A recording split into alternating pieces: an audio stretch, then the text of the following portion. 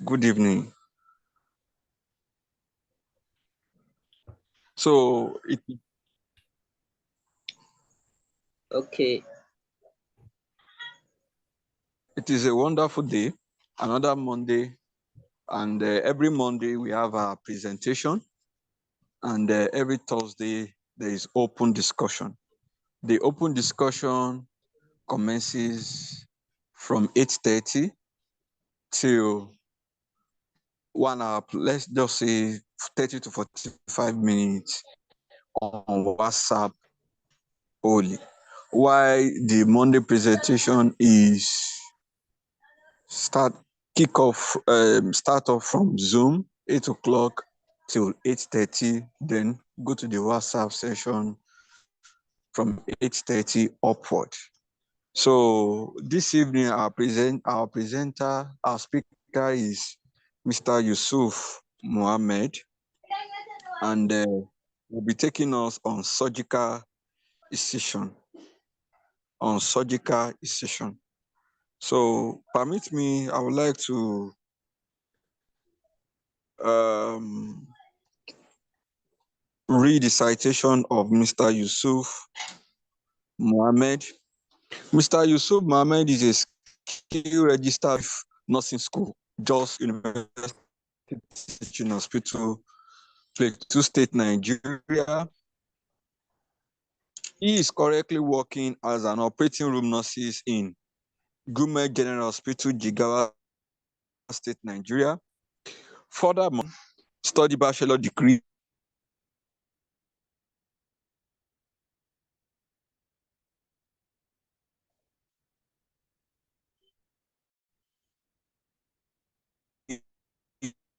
with an earth system. Mr. Yusuf, Yes, sir. Mr. Yusuf is an advocate of sustainable development goal, youth activist, and community involvement and participation.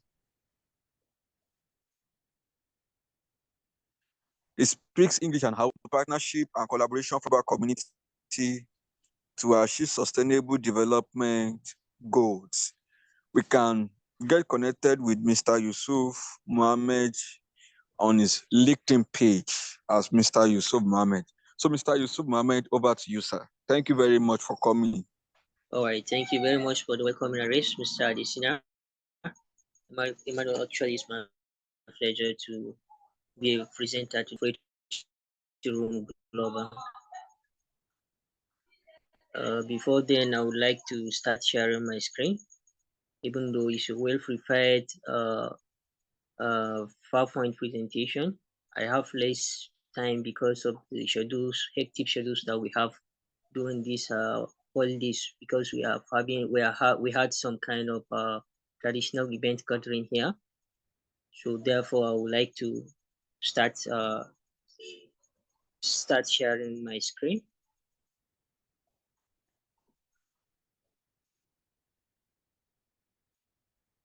Uh, Actually, the topic of presentation is it looks like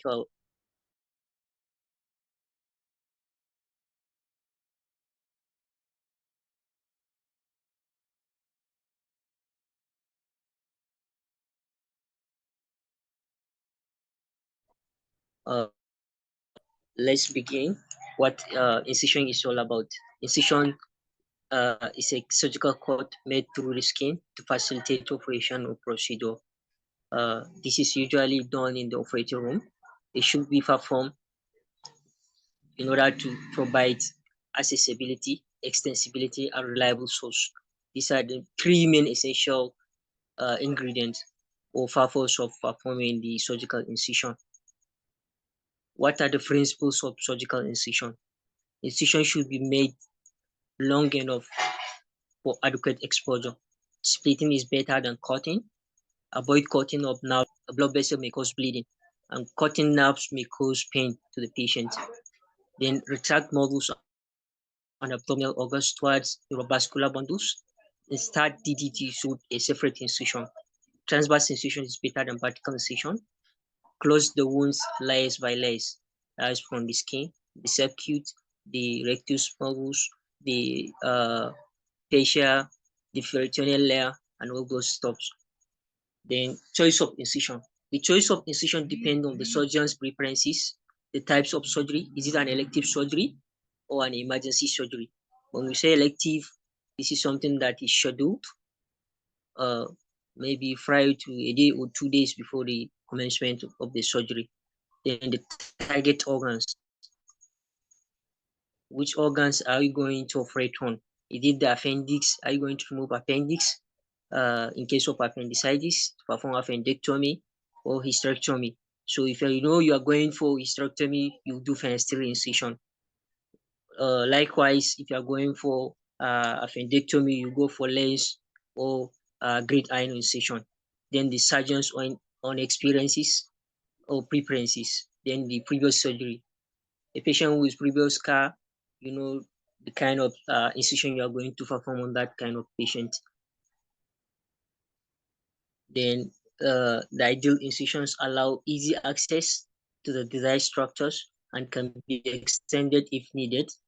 Ideally, modules should be splitted rather than cut. That's when you come to separation of the modules, you shouldn't cut using your surgeon scissors. You should allow it to extend using full force with hand, then heal quickly with minimal scarring. Langas line, these are the approaches of how the skin models are being arranged, the arrangement of models fibers within the human body. You see the anterior and posterior view as shown on the screen. Abdominal incision and pelvic incision, paramidline incision, transverse and oblique incision, the coccus subcostal incision, oblique module cutting, and still incision, medullary incision. Then there is also thoracoabdominal incision. These are more when you are going to access the organs within the thoracic abdomen, the thoracic cavity, the lungs, the heart, and other organs. Then retroperitoneal and extraperitoneal approaches. Incision which follows the linea alba. That's the straight line that imaginary line can either be a upper midline incision, lower midline incision, or single incision. The significance it is for in diagnostic of laparotomy or XLAP, exploratory laparotomy, which are the contents within the abdomen. What are the advantages of this midline incision? The advantage is it allows it bloodless, there is minimal blood loss, muscle fibers are divided, no nerves injury, good access to make as well as to close, very extended to full length abdomen, covering around the umbilical scar. Now, what are the disadvantages of midline incision? Care need to be taken just above the umbilicus where falciform ligament is present, midline scar, bladder injury. Bladder injury may happen during maybe penicillin incision, even though we are talking about the midline incision, bladder injury may happen because of the proximity because of the communication between the pelvic and abdominal cavity. Then upper midline incision. This divide the default process above the umbilicus, division of the peritoneum, the base performed at the lower end of the incision, just above the umbilicus, so that the falciform ligament can be seen and above pubic symphysis inferiorly, allow access to pelvic organs. The peritoneum should be often in the uppermost area to avoid injury to the bladder. So always in any incision, especially in the abdominal incision, careful attention has to be taken to avoid injuries using retractors to avoid injury to neighboring structures. These are the sample of some of the midline incision. incision as shown on the screen. The median, the lens is there, then the subcostal is there.